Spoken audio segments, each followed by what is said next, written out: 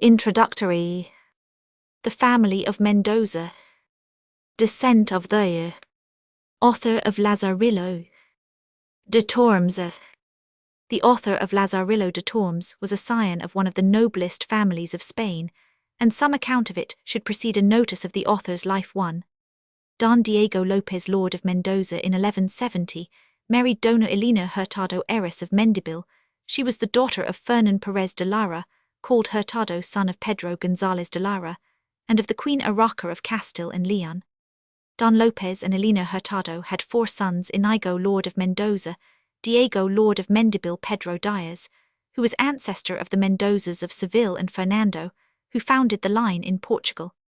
Inigo López de Mendoza married Maria de Haro, and was father of Maria, the wife of her first cousin Juan de Mendoza, son of Herp Roman 16, uncle Diego. Their son Diego Hurtado de Mendoza, in the time of Fernando Roman II, married Maria González de Agro, and had a son Gonzalo. This Gonzalo Hurtado de Mendoza married Juana Fernández de Orozco, and was the father of a very distinguished Sarnoff, Pedro González. A Mendoza saved. The life of King Juan Roman, one of Castile. Pedro González Hurtado de Mendoza married Aldonza, daughter of Fernan Perez de Ayala. He was with Juan Roman, one of Castile, at the Battle of Aljubarrota. In the flight, the king's horse was killed. Mendoza dismounted, and said to the king, El cavallo vas han muerto tu. Subid rey en mi cavallo. The king rode away. Mendoza was overtaken and slain. The date of the battle was August 14, 1385. His father survived him, dying in 1405. The son of this chivalrous knight and successor to his grandfather was Diego Hurtado de Mendoza, married first to Maria, daughter of Enrique Roman II, king of Castile, and secondly to Elena de la Vega. His son Inigo López was by his second wife. P. Roman 17. The poet Marquis of Santillana, Inigo López Hurtado de Mendoza, was born in 1396. He served with distinction at the Battle of Olmedo, and was created Marquis of Santillana in 1445. He was opposed to Alvaro de Luna, the famous minister of Juan Roman II, born in the Asturias. The Marquis was a poet. Among his writings was a little serenilla. Mosa tan famosa. No Roman 6 en la frontera. Como una vaquera. De la finijosa. En un verde prado. De rosas y flores. Gardendo ganado. Con otros pastors. La Roman 6 tan famosa. Que apenas creera. Que fus vaquera. De la finijosa. Translation. The sweetest girl without compare in all my days I've ever seen was that young maid so lithe and fair, on Finijosa's frontier green, in pleasant shade of beech and pine, a verdant meadow did appear, and here she watched the browsing kine, with other girls but none like her. P. Roman 18th. By nature decked and well arrayed, she looked like some bright summer queen, and not a common village maid, of Finijosa's frontier green. But the chief poetical work of the Marquis of Santillana was the Comedietta de Ponza, founded on the story of a great sea fight near the island of Ponza, in 1435, between the Aragon fleet and the Genoese, at the request of King Juan Roman II. He also made a collection of proverbs for his son Enrique Roman, for this was the earliest collection of proverbs made in modern times. Children of the Marquis of Santillana. The noble poet married Catalina Suárez de Figueroa, daughter of Don Lorenzo Suárez de Figueroa, Lord of Feria, and Zafra the Marquis died in 1454, leaving 10 children. Don Diego Hurtado de Mendoza, 1st Duke of Infantado. Don Pedro Lasso de Mendoza, married to Inés Carrillo, Lady of Mondejar. They had 2 daughters. Maria married to the 2nd Count of Tendilla. Catalina married to Luis de la Cerda, Duke of Medina Celi. Don Inigo López de Mendoza, 1st Count of Tendilla, of whom we treat. P. Roman 19th.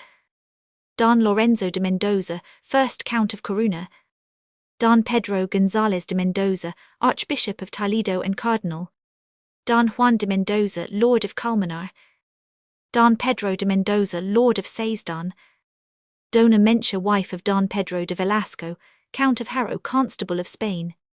Dona Maria, married to Don Agin de Ribro. Dona Elena, wife of Gaston de la Cerda, second Count of Medina, Celi, representative of the eldest son of Alfonso Roman X, and therefore rightful King of Spain, the reigning family descending from the second son, the usurper Sancho.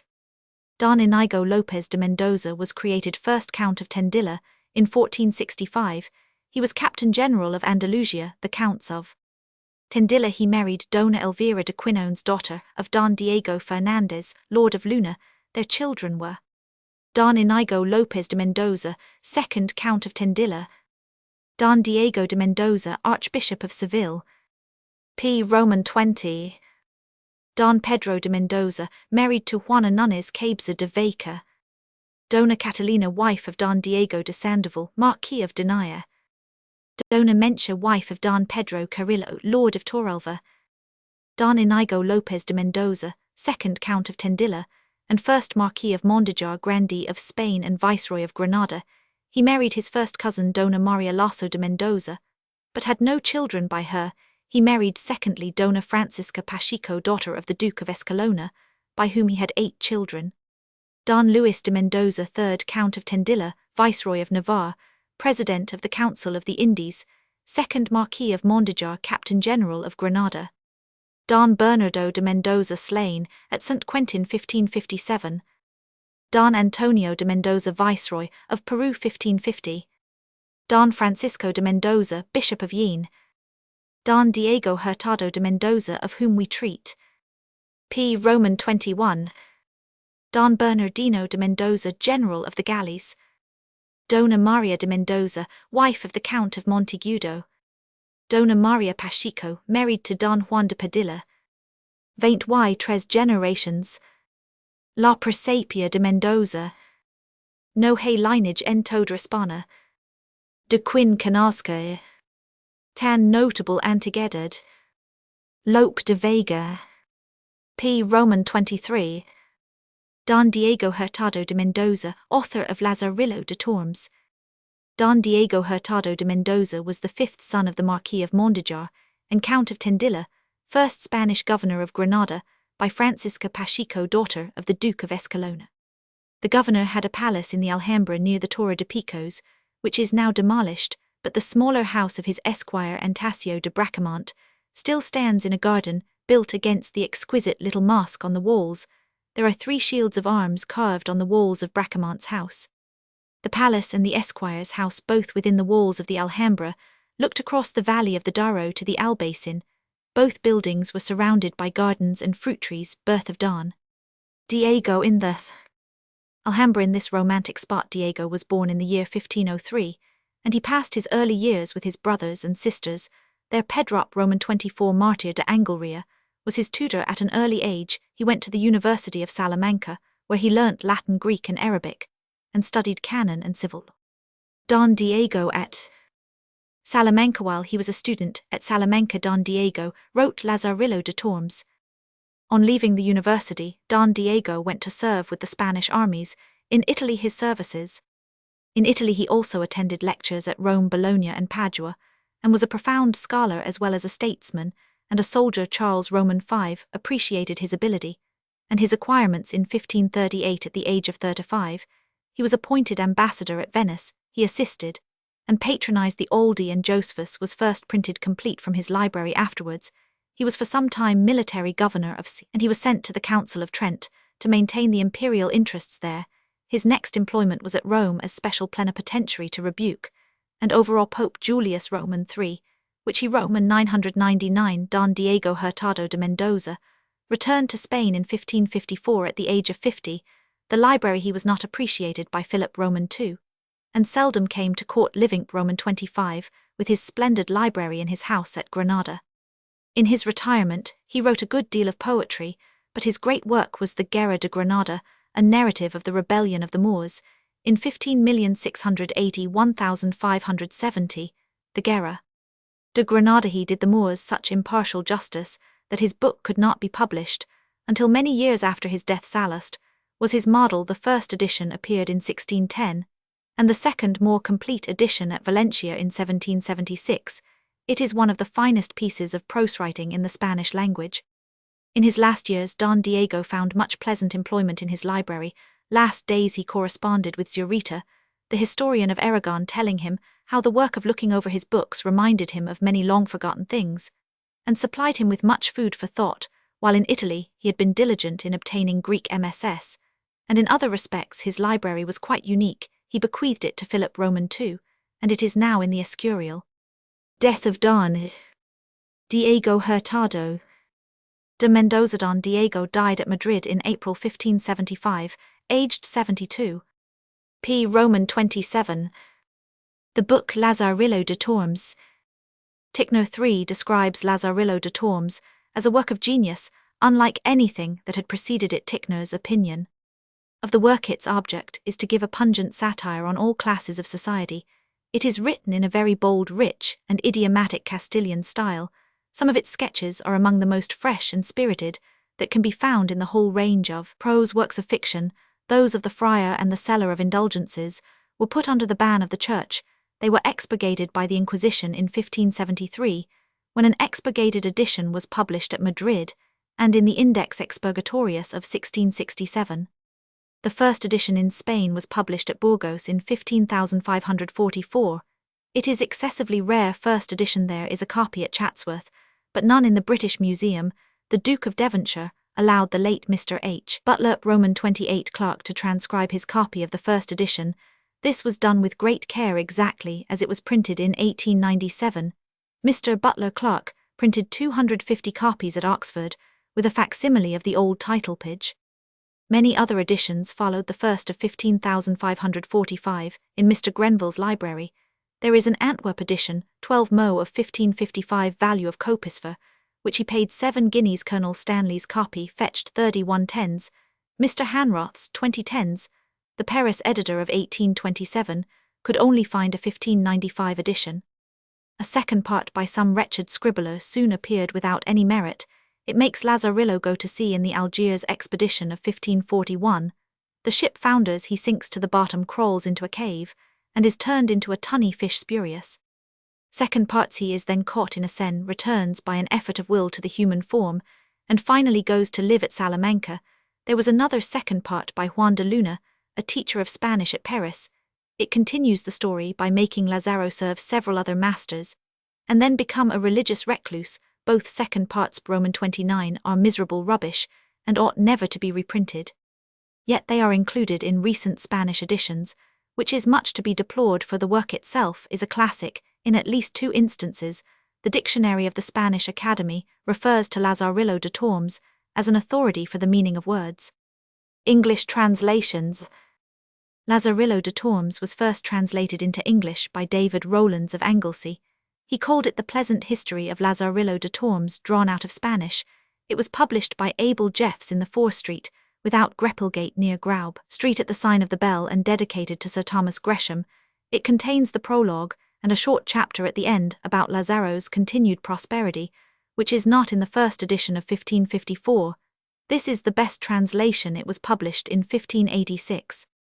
A new edition appeared in 1596, also published by Abel Jeffs, who had then removed to the Blackey Friars near Puddle Wharf. There were 20 editions or reprints, and Lazarillo was exceedingly popular with the Elizabethan reading public. PXXX. James Blackiston brought out a new edition in 1653, dedicated to Lord Chandos. It consists of the translation by David Rowlands, omitting the prologue, and of a translation of the spurious second part by Juan de Luna. Another edition appeared in 1669, another in 1677. The title is The Excellent History of Lazarillo de Tormes, the Witty Spaniard. In 1726, there appeared The Life and Adventures of Lazarillo de Tormes, with 20 curious copper cuts. In 1727, the 19th edition was published. This version is a bad translation, omits the prologue, and includes the spurious second parts. The worst performance of all was the edition of 1789. In 2 volumes the type is better, but it is a very careless reprint of a bad translation. It omits the execrable illustrations of the earlier editions. Spanish names are scarcely recognizable. Gelves is called the Battle of Gelias for Escalona. We have Evalona. All these translations are from late editions, none from the first edition. P. Roman 31. Notes on the character of Lazaro. The conception of the author Don Diego Hurtado de Mendoza was first to portray a boy with everything against him rising from the lowest rank of society to a prosperous condition, and to give a humorous account of his adventures, and secondly, to satirize certain types of men, the products of the age in which he wrote through the medium of his boy hero. The author himself was a boy at the time, or at least a very young man, a student at Salamanca. He had no model, and the conception was quite original. He makes Lazarillo de Tormes a boy of his own age. The author made Lazaro's age coincide with his own. Don Diego was born in 1503, assuming Lazarillo to have been born in 1536. He was about 10 years old when he took service with the blind man 3 years Roman 32 with his first 3 masters, and 14 years old when he took service with the seller of indulgences. He carried on the business of water carrier from the ages of 15 to 19, and was 20 when he married. That would bring him to 1523. The next year, when the Cortes met at Toledo, is made to be the year when Lazarillo de Tormes wrote the story of his life. Doubtless, it was the year when Don Diego really completed his little romance, also aged 21. In conceiving the character of Lazaro, it is likely that the young student had in his mind what he himself might have been if he had been born in the same obscurity. The author's conception of the two destinies 7 were framed out of a noble and an ignoble birth, success in the latter case being far more meritorious than in the former. We find this reflection in the last sentence of the prologue, where Don Diego points out how much more those have done who, not being favoured by noble birth, have nevertheless by cleverness and force of character arrived at a good estate. If this idea of a boy such as the author, but without his noble birth and other advantages, was in Don Diego's mind, we should expect to find Lazaro portrayed as a boy of a naturally good disposition and fine instincts, whose bad Roman 33 qualities were due to his lowly birth and vicious surroundings. It is just such a boy as this that Don Diego presents to us. Nothing could be worse than poor Lazaro's home. His mother was a widow who had intimacies with a groom of Moorish blood, had a child by him, and lived on the proceeds of his thieving, while Lazaro was employed to dispose of the stolen goods. Lazaro's baneful surroundings as a child, his mother not unfeeling when they were found out the widow's position became most precarious. Just then, the wonderfully clever and plausible blind man appeared on the scene. He offered what, in comparison with the boy's lot with his mother, seemed to be a decent provision. She is accused of unfeeling conduct in thus parting with her son. I do not think this is intended. The poor woman did what she thought was best for the child, and their parting was sorrowful and affectionate. Don Diego made her a thief and worse, but not a mother without feeling. The account of the professional cleverness and knowledge of the blind man is very interesting, but in spite of it all the little boy seems to have held his own to some extent with the old rascal. Capital stories. Most amusingly told the trick with the half blankers, the story of the wine, and of the bunch of grapes. Arep Roman 30, 4 capitally told, and very amusing. It is true that the old man was handicapped by his blindness, though his strength, cleverness, and experience made up for it. He treated Lazaro abominably, but it must be acknowledged that, great as the provocation was, the boy's revenge was cruel and unfeeling. He was sorry afterwards, for he wrote that his understanding was blinded in that hour. The boy's ingenious ways of getting at the provisions of his second master, who was starving him, are capitally and most amusingly told, but the funniest and most witty story in the book is the boy's terror at the coffin he believed to be coming to the house, and the reason he thought so. With the first 2 masters, it was an incessant fight against starvation. Lazaro's resourceful ingenuity was conspicuous, and under the circumstances, he had a perfect right to use all his wits against the wretches who ill-treated him, but there was no opportunity of bringing out his finer qualities. With the third master it was very different. He was a penniless esquire, starving himself, and so excessively proud that he thought only of concealing his poverty. Lazaro had to resort to begging, and so he kept his poor master as well as himself alive. Roman 35. Here, Lazaro comes out in an excellent light. He Lazaro's higher qualities shown in his intercourse with the esquire was not only kind-hearted and generous, but he showed tact and a wish to avoid hurting the poor proud creature's feelings. Don Diego thus shows his hero in the light of one of nature's gentlemen. The esquire's account of himself and his views of honor and its obligations, are interesting as showing a type of character which was common in Spain in those days. It was more elaborately portrayed by Cervantes. Lazaro is made to tell the story of the seller of indulgences, and a very amusing story it is no doubt true to life, for it aroused the anger of the Inquisition, and was expurgated from future editions, but Lazaro merely appears as a narrator, and his character is not developed, though it is in the rapid sketch of his rise to prosperity development. Of Lazaro's character, he was a lad who was liked his girlfriends who were kind to him in adversity, as well as the archpriest and many others who were good friends. When he rose to prosperity, showed that he was a favorite among those with whom he came in contact.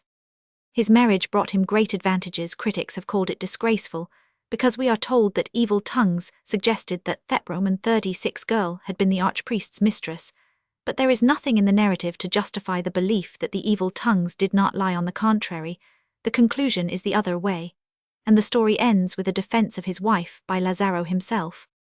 The work is the production of a genius merits of the work its originality, and the admirable way in which the stories in it are told make it deserving of a wider audience, though of course it is well known to students of the literature of Europe seldom has so much wit, fun and wisdom been gathered into so small a compass.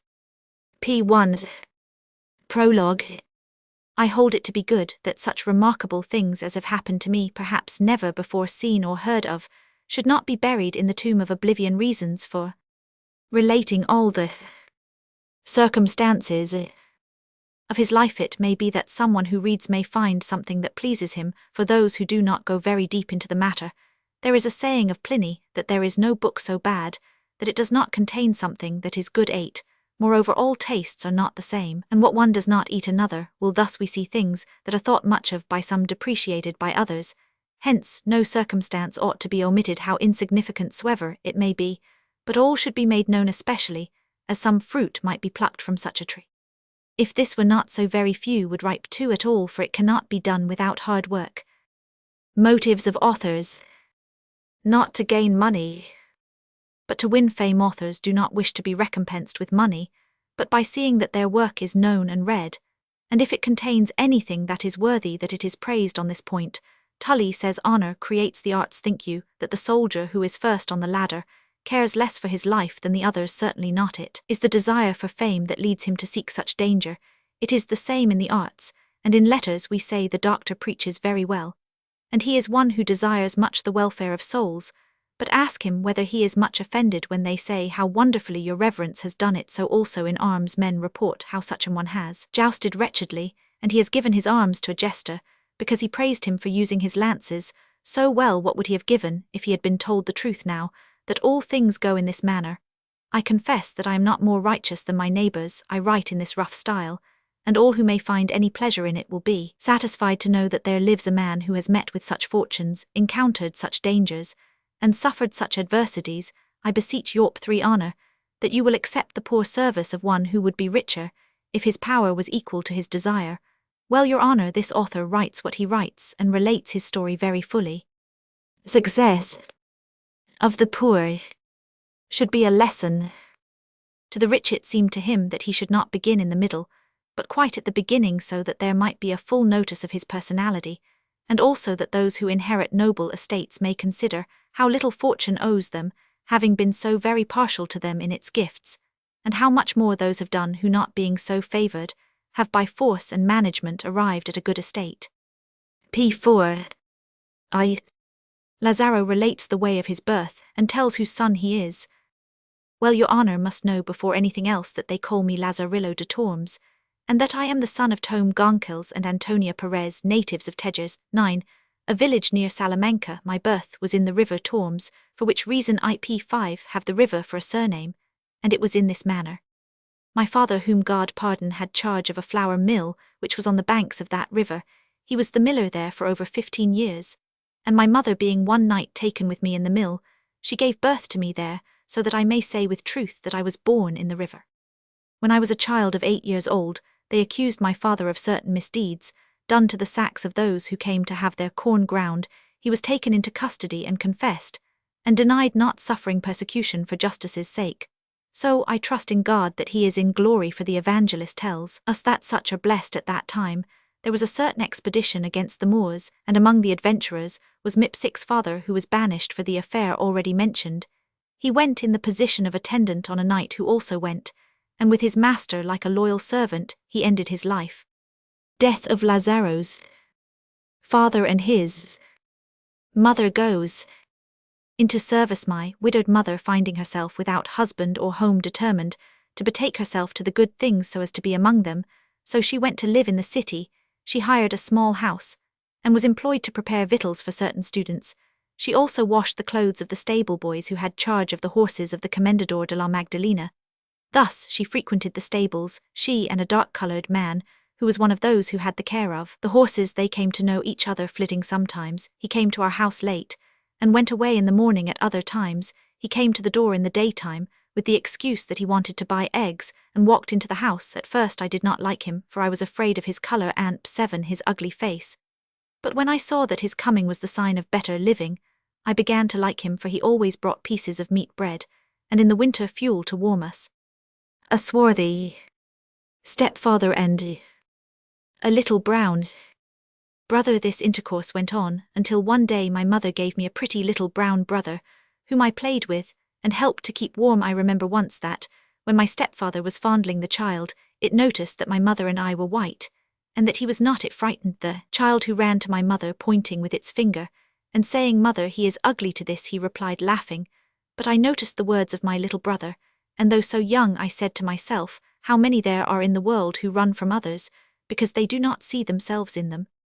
It was our fate that the intimacy of the Zaid, for so they called my stepfather, came to the ears of the steward. The punishment for receiving and living on stolen goods. On looking into the matter, he found that half the corn he gave out for the horses was stolen, also that the fuel aprons, pillions, horsecloths and blankets were missing, and that when nothing else was left, the horseshoes were taken. With all this my mother was helped to bring up Thepate child.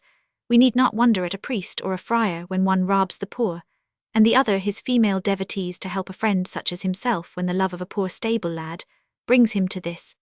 All I have related was proved because they cross-questioned me with threats, and being a child I answered, and let out all I knew from fear stolen horseshoes, down to certain horseshoes which by my mother's order I sold to a blacksmith. They flogged my unhappy stepfather, and put my mother on the accustomed penance. As a punishment, an order was given that she was not to enter the stables of the Comendador, nor to receive the flogged Zaid in her house. The poor woman complied with the sentence that she might not lose all, and to avoid danger and silence evil tongues, she went away into service. Lazaro helps at the inn, takes service with a blind man. She was employed in the open gallery of an inn, and so she contrived to rear the little brother. Though suffering from many difficulties, she raised him until he could walk, and me until I was a fine little boy who went for wine and lights for the guests, and for anything else they wanted. P9. Enlarged Lazarillo helps at the inn. P11. First mastery. How Lazaro took service with a blind man.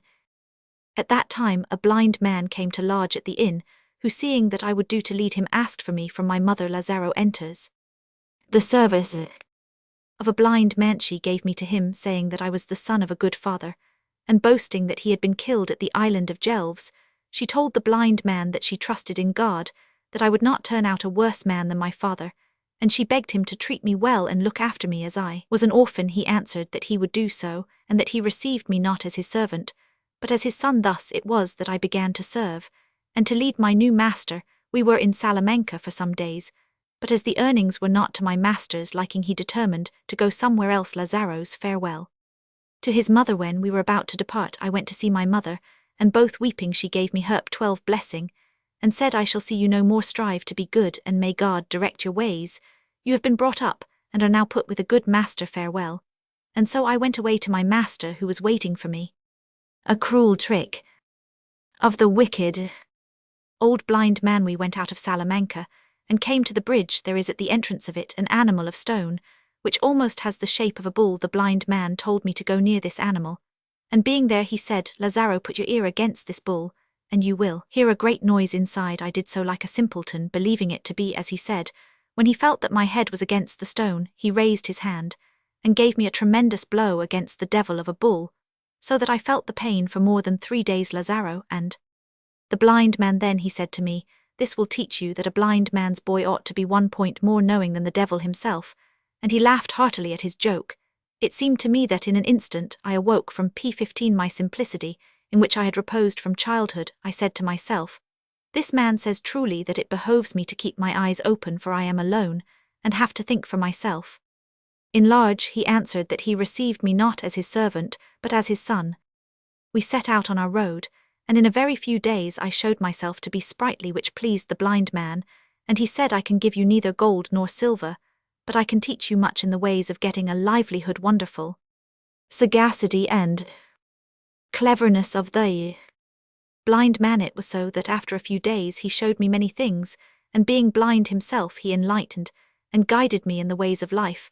I mention these trifles to your honor, to show how much knowledge men must have when they are down, and to keep from falling when they are exalted.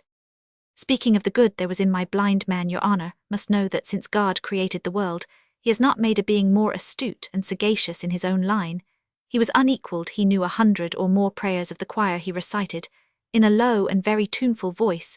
He put on a devout and very humble countenance, when he recited without making faces or gestures as others usually do. Besides this, he had 100 other ways and means of getting money. He knew how to make up 16 prayers on different occasions, for women who were childless, for those who were about to bear children, and for those who had married unhappily, that their husbands might like them well. He foretold whether a woman would have a boy or a girl. In the matter of medicine, he said that Galen did not possess half his knowledge for curing toothaches, fainting fits, or illnesses of mothers. Finally, no one mentioned what pain or illness he or she was suffering from, but he told them at Ancedo this: "You should do that, gather such a herb, take such a root." In this way he went with all the world after him, especially the women. They believed whatever he said, and from them he drew great profits by the arts I have described, for he gained more in a month than 100 other blind men would in a year. I also desire that your honor should know that in spite of all he acquired, and had I never met a man so avaricious and stingy, insomuch that he nearly killed me with hunger, depriving me of the necessaries of life. The blind man's way of making money and his avarice. I tell the truth that if by way of subtlety and cunning I had not found a remedy, I should many times have succumbed to starvation. With all his knowledge and experience, I managed so well that oftener than not I got the best off. 17. It on account of these matters, there were infernal rows between us, of which I will relate some, but not. He carried the bread and all the rest of his things in a linen knapsack, closing the mouth with an iron chain having a padlock and key. He put in and took out his things himself, using great vigilance, and he kept such a close account that there was not a man in all the world who could have taken so much as a crumb without his knowing it. Lazaro finds his way into the blind man's knapsack. Well, I had to take the Lazar's allowance which he gave me. It was all dispatched in less than 2 mouthfuls after he had locked the bag, and was not looking out, thinking that I was attending to other things by a little unstitching. I often opened one side of the bag, and sewed it up again, bleeding the avaricious knapsack, not only of bread, but of good pieces of bacon and sausage. Thus I watched for convenient times to make up for the infernal wrong that the wicked blind man inflicted on me. Lazaro's adroit contrivance with the half-blankers, all that I could pilfer and steal I carried in half-blankers. When they paid him for saying prayers for them, they gave him a whole blanker, but as he could not see, I had got it in my mouth, and put a half-blanker in its place. 18, before his hand had reached it, quick as he was, so that he only got half-price. The evil-minded blind man complained.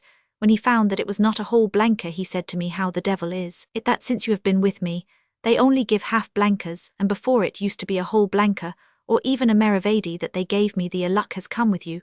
So he shortened up the prayers, and did not give them more than half, ordering me to remind him to stop by pulling his sleeve. Then he began to cry out that they had called for such and such a prayer from him, such as he used to recite, and that he had given it.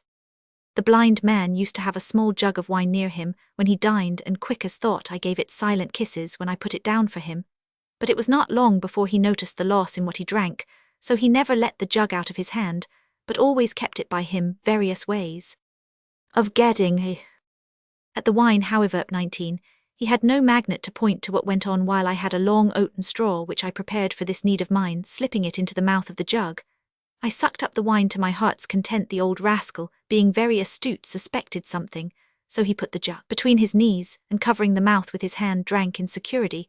Seeing the wine go, I craved for it. The straw being no longer of any avail, I hit upon another plan. I succeeded in making a tiny hole in the bottom of the jug, and stopped it with a small piece of wax. When dinner time came, I pretended to be cold, and got between the old man's legs to warm myself at the poor little light we had. With the same light I melted the wax, and very soon a little fountain began to drain into my mouth, which I placed so that I should not lose a drop. When the poor old man wanted to drink, he got nothing. His astonishment was expressed in curses, devoting the wine and the jug to the devil. You cannot think that I have been drinking, uncle, I said, for you have not let the jug out of your hand. But he gave the jug so many twists and turns that at last he found the hole. He said nothing. The wicked blind man's cruel revenge. Next day I was sucking at my hole as usual, thinking no evil 20, and little dreaming of what he was getting ready for me. I was seated on the ground, taking in those delicious draughts, my face turned up to heaven, my eyes half closed the better to enjoy the toothsome liquor. When the wicked blind man took his revenge, he raised the jug with both hands, and with all his might sent it crashing down on my mouth. Poor Lazaro was quite off his guard, being careless and joyous, as at other times. Truly it seemed to me as if the sky and all that was in it had fallen upon me. The blow was so great that the pieces of the jug cut my face in several parts, and broke my teeth, so that I remain without them to this day. A coolness arises between Lazaro and the blind man. From that time I wished evil to the cruel blind man, and although he was kind to me afterwards, and cured me, I saw very well that he enjoyed my cruel punishment. He washed the bruises and places torn by the bits of the broken jug, but he smiled as he did so, saying, "What would you have, Lazaro? If I wish you ill, I cure you, and restore you to health," with other jokes which were not to my taste. When I had only half recovered from my wounds, I now wanted to free myself from him, thinking that a few more such blows might free him from me. He was not much inclined to see to MIP 21 health and welfare, and even if I had wished to forgive him the blow with the jug, his evil treatment of me from that time would have prevented it. Without cause or reason, the malignant blind man was always beating me and knocking me about. If anyone asked him why he treated me so badly, he told the story of the jug, adding, "Think you that my boy is a little innocent? Well, listen, and judge whether the devil himself could have played such tricks. Who could believe that such a small boy could be so depraved?" Then they said, "Chastise him in God's name," and he never did anything else. So I led him by the worst ways, seeking to do him harm, taking him over stony places, and into mud. Lazaro is beaten, so the blind man is led into the mud. He always beat me on the back of my head, so that it was covered with bruises, and although I cried out that I did not do it on purpose, but only because there was no better road, he did not believe me. Such was the astuteness and intelligence of the old ruffian. In order that your honor may judge of the cleverness of this knowing old man, I will relate one thing out of many that happened while I was with him. When we left 22 Salamanca, his intention was to go to Toledo, for he said that the people there were richer, though not very charitable. He repeated this, saying, "The hard man gives more than the penniless man." We took the road by the best places, where we were well received. It happened that we came to a place called Almorox at the time of the vintage. A grape gatherer gave us a bunch out of charity, as the baskets are knocked about, and the grapes at that time are very hard. The blind man kept the bunch in his hand, and to content me he determined to have a banquet with it, instead of putting it in his bag, for on that day he had given me many blows and kicks. We sat down in an enclosed place, and he said, "Now I am going to treat you with liberality, the way Lazaro and the blind man shared a bunch of grapes. We will both eat this bunch of grapes in equal shares, and it shall be in this way: you take one, and I will take another. You must only take one at a time, and I will take another until it is finished. In this way there can be no trick." So we began at Thep 23. Second turn, the old traitor began to take 2 at a time. As he had broken the agreement, I thought that I ought to do the same. Not content to do as he did, I began to take 3 at a time. When the bunch was finished, he sat for some time with the stalk in his hand, an example of the blind man's cleverness. Then he said, "Lazaro, you have deceived me. I would swear to God that you have been eating 3 at a time." I did not eat, so I declared, "Why do you suspect me? Would you know how I am certain that you took 3 at a time?" He replied, "It is because when I began to take 2 at a time you said nothing."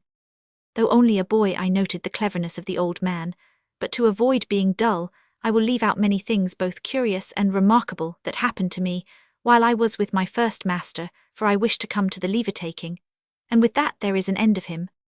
We were at Escalona, a town belonging 24 to the Duke of that name, lodging at an. Lazaro falls into temptation and eats the sausage. The blind man gave me a piece of sausage to roast when the sausage had been basted, and the toasted bread on which the grease was poured had been eaten. He took a meravedi out of his bag, and sent me to fetch wine from a tavern. The devil put the temptation before my eyes, which, as they say, is how a thief is made. There was also a long piece of coalwort on the fire, which being unfit for the pot ought to have been thrown away. There was nobody, but the blind man and myself, and I became very greedy under the delicious smell of the sausage. I only thought of present enjoyment, without considering what might happen afterwards.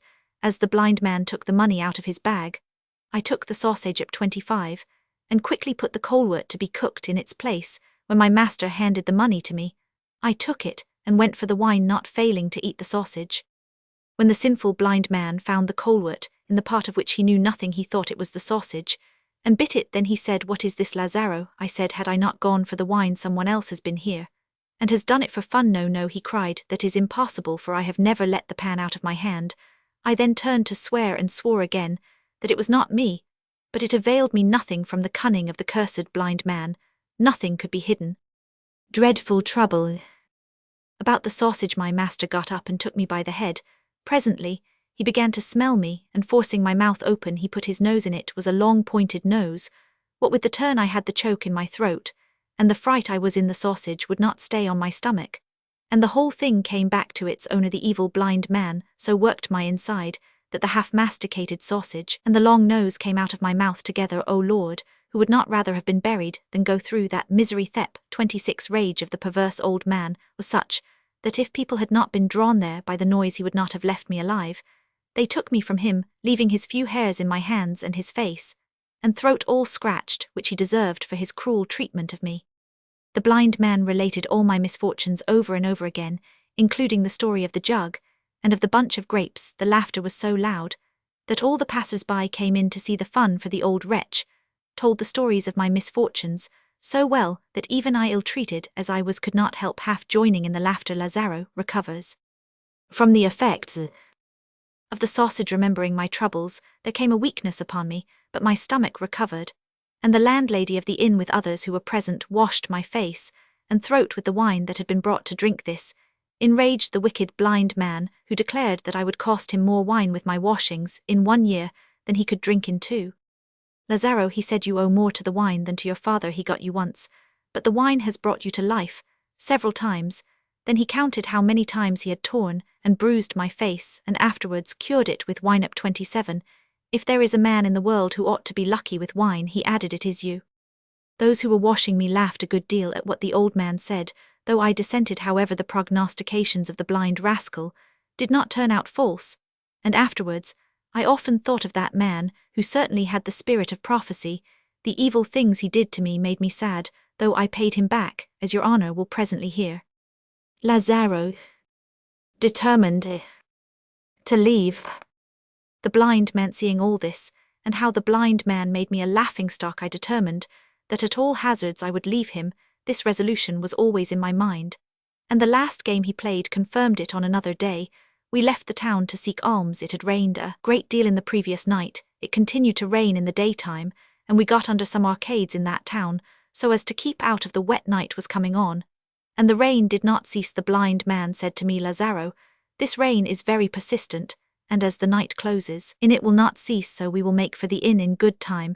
To go there, we have to cross a stream, which will have become swollen by the heavy rain." I replied, 28 Uncle, the stream is now very broad, but if you like I can take you to a place where we can get across without being wet, for it becomes much narrower, and by jumping we can clear it. This seemed good advice, so he said, "You are discreet, and you shall take me to that place where the stream becomes so narrow, for it is winter time, and a bad thing to get our feet wet." Lazaro prepares to revenge himself on the blind man. Seeing that things were going as I wished, I took him out of the arcade and placed him just in front of a stone pillar that stood in the square. Then I said to him, "Uncle, this is the narrowest part of the stream." Lazaro's cruel vengeance on the blind man. As the rain continued, and he was getting wet, we were in a hurry to get shelter from the water that was falling upon us. The principal thing was seeing that God blinded my understanding in that hour. To be avenged, the old man believed in me, and said put me in the right place while you jump over the stream, so I put him just in front of the pillar, and placed myself behind it. I then said jump with all your might so as to clear the stream. I had hardly finished speaking when the poor old man, balancing himself like a goat, gave one step backwards, and then sprang with Alp 29, his force. His head came with such a noise against the pillar that it sounded like a great calabash. He fell down half dead. How was it you could smell the sausage, and not the post? Oh, oh, I shouted. Lazaro leaves his first master. I left him among several people who ran to help him, while I made for the gate of the town at a sharp trot, so that before nightfall I might be in Torrijos, not knowing nor caring what afterwards happened to my blind man. P30. Second Master. How Lazaro took service with a clergyman, and of the things that happened to him. Next day the clergyman's chest. As I did not feel that I should be quite safe at Torrijos, I stopped at a place called Maqueda, where for my sins I took service with a clergyman. Going to him to ask for alms, he inquired 31 whether I knew how to assist at Mass. I said yes, which was true, for though the blind man ill-treated me, he taught me many useful things, and one of them was this. Finally the clergyman took me as his servant out of the frying pan into the fire. I had escaped from the thunder to fall under the lightning, for compared with this priest, the blind man was an Alexander the Great. I will say no more than that all the avarice in the world was combined in this man, but I know not whether it was naturally born in him or whether it was put on with the priestly habit. He had an old chest closed with a key which he carried with him, fastened to the belt of his gown. When he brought the bardigos from the church, they were quickly locked up in the chest, and there was nothing to eat in the house such as is to be seen in other houses, a piece of bacon, some bits of cheese on a shelf, or in a cupboard, or a few pieces of bread that may have remained over from the table. It seemed to me that the sight of such things, even if I could not have them, would have been a consolation. Nothing in the clergyman's house but an old chest and a string of onions. There was only a string of onions, and Thesep 32 were under lock and key in an upper chamber, one being allowed for every 4 days. If I asked for the key to fetch the allowance, and anyone else was present, he put his hand in his pocket and gave it to me with great ceremony, telling me to take it and return at once without taking anything else, as if all the conserves of Valencia were there. Yet there was not a thing in the room but the onions hanging from a nail, and he kept such a strict account of them that if I ever took more than my allowance it cost me dear. At last I was near dead with hunger. If he showed little charity to me, he treated himself as badly. Small bits of meat formed his usual food for dinner and supper. It is true that he shared the gravy with me, but nothing more except a small piece of bread. On Saturdays they eat sheep's head in those parts, and my master sent me for one that was to cost 3 maravedis. He cooked it, and ate all the eyes, tongue, brains, and the meat off the cheeks, giving me the well-picked bone on a plate, and saying, take, eat, triumph, for you is the world, and you live better than the Pope. Lazaro was sinking into the silent tomb. From hunger at the end of 3 weeks I became so weak that I could scarcely stand on my feet for hunger. I saw myself 33, sinking down into the silent tomb. If God and my own intelligence had not enabled me to avail myself of ingenious tricks, there would have been no remedy for me. Extraordinary stinginess of the clergyman. When we were at the offertory, not a single blanca was dropped into the shell without being registered by him. He kept one eye on the congregation, and the other on my hands, moving his eyes about as if they were quicksilver. He knew exactly how many blancas had been given, and as soon as the offertory was over, he took the shell from me and put it on the altar. During all the time I lived, or rather was dying in his service, I never was master of a single blanca. I never brought a blanca worth of wine from a tavern, but it was put into his chest to last for a week to conceal his extreme stinginess. He said to me, look here, boy, priests have to be very frugal in eating and drinking, and for this reason I do not feed like other people. But he lied shamefully, for at meetings and funerals, where we had to say prayers and responses, and where he could get food at the expense of others, he ate like a wolf and drank more than a proposer of toasts. Lazaro prayed for the deaths of sick people, for the sake of the funeral feasts. And why do I speak of funerals? Garp 34. Forgive me, for I never was an enemy to the human race, except on those occasions. Then we could eat well, and I wished and even prayed to God that he would kill someone every day. When we gave the sacraments to the sick, especially extreme unction, the priest was called upon to say prayers for those who were present. I was certainly not the last in prayer, for with all my heart I besought the Lord that he would take the sick man to himself. If anyone recovered, I devoted him to the devil. 1,000 times he, who died, received many benedictions from me. Yet the number of persons who died during the whole time I was there, which was over 6 months, only amounted to 20. I verily believed that I killed them, or rather, that they died in answer to my prayers, the Lord seeing how near death I was, and that their deaths gave me life. But there was no remedy, for if on the days of the funerals I lived on the days when no one died, I was starving, and I felt it all the more so that there seemed to be no rest for me but in death, and I often desired it for myself as well as for others. I frequently thought of leaving my penurip 35's master, but 2 things detained me. The first was that I feared my legs would not carry me, so reduced was I by starvation. The other was the consideration that I had had 2 masters. The first starved me, the second brought me to death's door, and a third might finish me. It appeared that any change might be for the worse. Lazaro is saved from starvation by an angel of a locksmith. One day, when my wretched master was out, a locksmith came to the door by chance. I thought that he was an angel sent to me by the hand of God, in the dress of a workman. He asked me whether I had any work for him to do inspired by the Holy Spirit. I replied, "Uncle, I have lost a key, and I fear that my master will whip me. Kindly see if there are any on your bunch that will fit the lock, and I will pay you for it." The chest opened. The angelic locksmith began to try his keys, and soon the chest was opened, and I beheld the Lord's gift in the form of bread. "I have no money," I said, "to give you for the key, but take what you like in payment." He took one of the loaves that looked the best, and went away quite satisfied, leaving the key with me. Lazaro is happy until the clergyman begins to smell a rat. I did not touch anything at the moment, because I did not feel the need. My wretched master came back, and as God willed 36 he did not look into the trunk which that angel had opened, but next day when he had gone out, I opened my bread paradise, and took a loaf between the hands and teeth in 2 credos. I made it invisible, not forgetting the open chest. I rejoiced to think that with this remedy my life would be less miserable. Thus I was happy with him for 2 days, but it was not destined that this should continue. The clergyman counts the loaves of bread, for on the 3rd day, at the very time that I was dying of hunger, he was to be seen at our chest counting and recounting the loaves. I dissimulated, and in my secret prayers and devotions I implored that he might be blinded. After he had been counting for a long time, he said, "If I did not keep such an exact account, I should think that some loaves have been taken from this chest. From this day I shall have a more accurate account. There are now 9 loaves, and part of another new misfortunes have come," I said to myself, and I felt that my stomach would soon be in the same wretched state as before. When the priest went out, I opened the chest as some consolation, and when I saw the bread I began to worship it, giving it 1,000 kisses. But I did not pass that day 37 so happily as the day before. As my hunger increased, so did my longing for more bread. At length God, who helps the afflicted, showed me a remedy. I said to myself, "This chest is old and broken in some parts. Though the holes are very small, the belief might be suggested that rats had got these holes and had eaten some of the bread. It would not do to eat wholesale, but I began to crumble the bread over some not very valuable cloth, taking some and leaving some, and thus I got a meal. When the priest came to examine the damage, he did not doubt that it had been done by the rats, because it seemed to be done just in the way that rats would do it.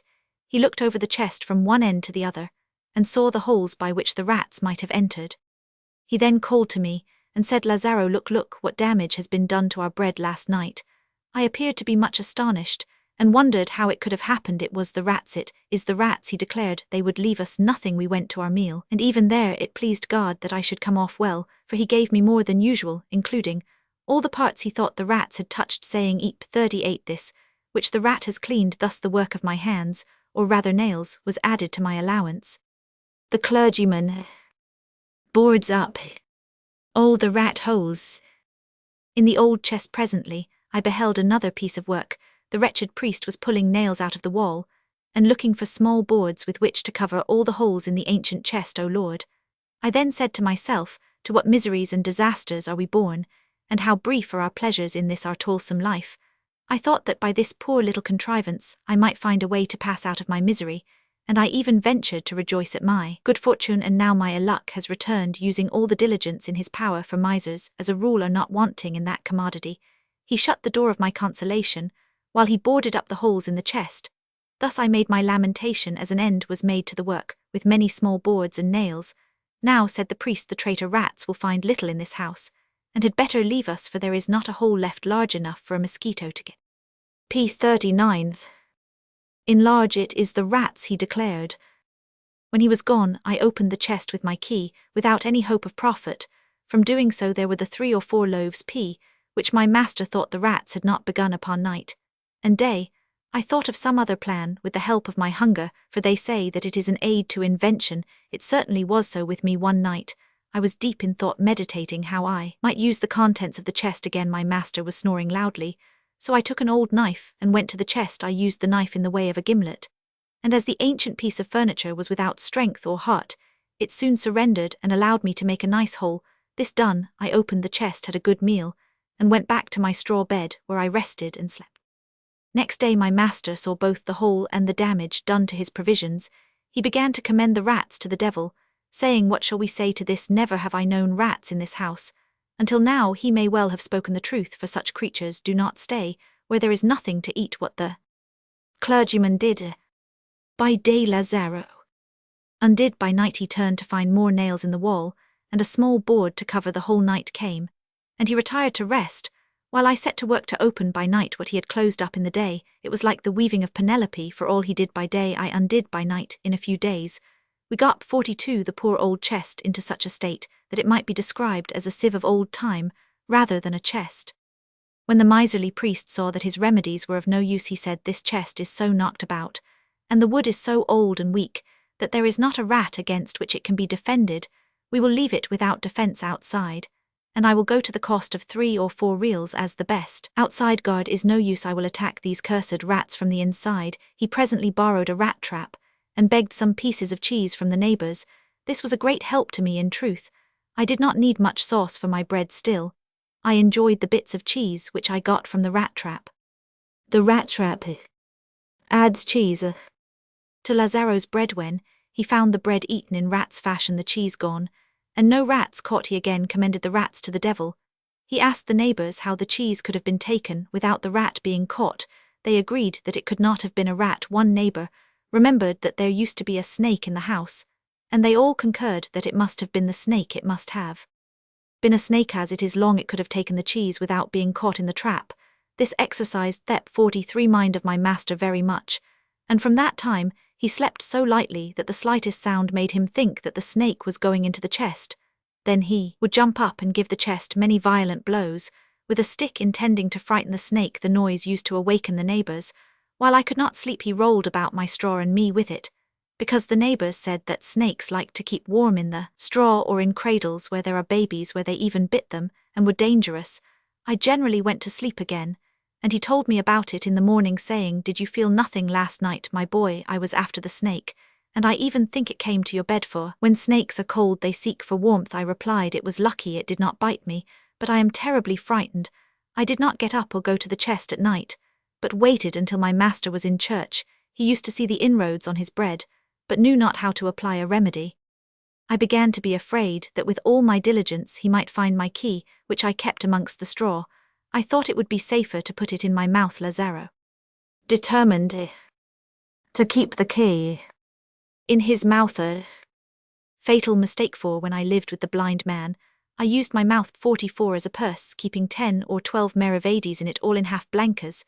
Without being prevented from eating without that plan, I could not have kept a blanca from the knowledge of the cursed blind man, for I had not a seam or a lining which he did not examine very minutely.